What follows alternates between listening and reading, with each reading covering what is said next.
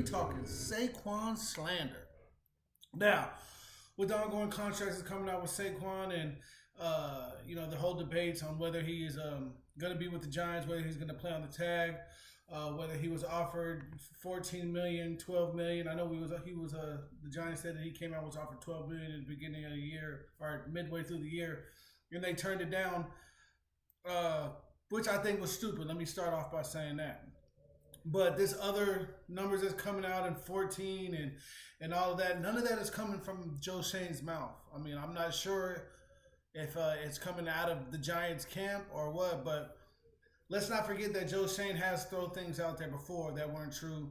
Last year, he did the same thing to find the rat and to find the snake that was within the corporation, and they found that guy. So, I mean, he plays chess. I ain't going to call him sneaky, but he plays chess. Now, you can go off of that. You can go off of whatever source said that he turned down $14 million. I mean, if you could bring that source to me and show me the credible source that said that, that's not just some reporter trying to fill up time in the offseason, then, I mean, I'll see that, and I will acknowledge that, and I will take that as gospel if it actually is coming from the Giants organization. But as of now, that's just hearsay and he say she say stuff. I mean, we can all say if this and if that and all that, but we don't actually know. What I do know is what Saquon has said.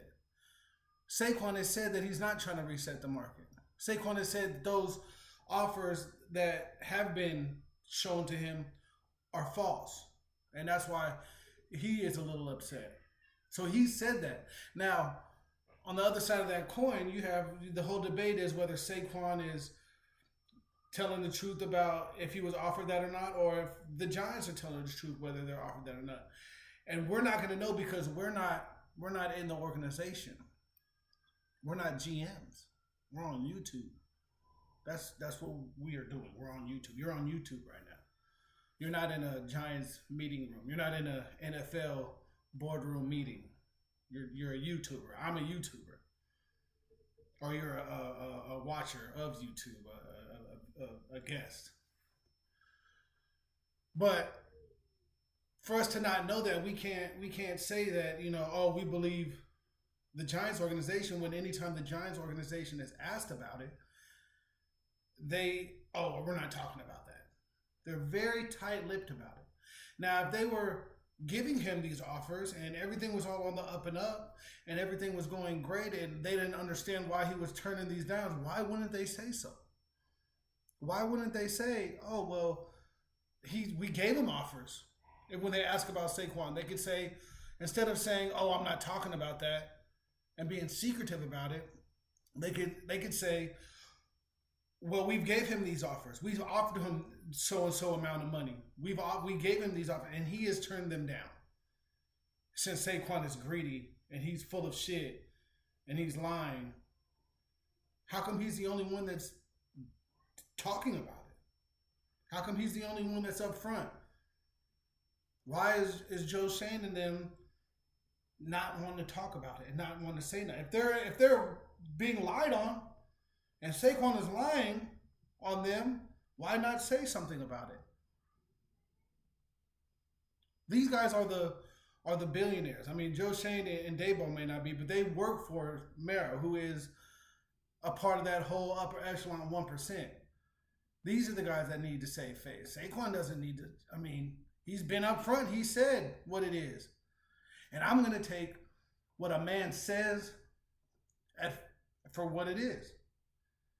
If he's saying that he didn't want to reset the market, he wants to be a Giant, he wants to retire here, he's saying that. The other side, we're not talking about that. We won't talk about that right now. Now, I'm not saying what they're doing isn't business and isn't a business move. But don't paint Saquon Barkley out to be the bad guy or like he's greedy or he's stupid or... Yeah, his management made a mistake by not accepting that offer midway through the season. But we didn't know how the end of the season was going to end up. We don't know. We didn't know at that point what the market was going to be. So I just want to stop the Saquon slander, man. If you don't have credible proof and actual quotes from actual people, and it's not just Twitter stuff and he say she say stuff, then I'll listen to it. But if you're just saying if and what you think, and we're not CEOs, then it doesn't mean nothing. I'm gonna go with what the person that's involved in the situation says. And there's two parties involved in the situation. One is Saquon and one is the Giants organization. Saquon is saying what he meant and saying what he wants and saying what he would like to happen. The other one isn't saying anything.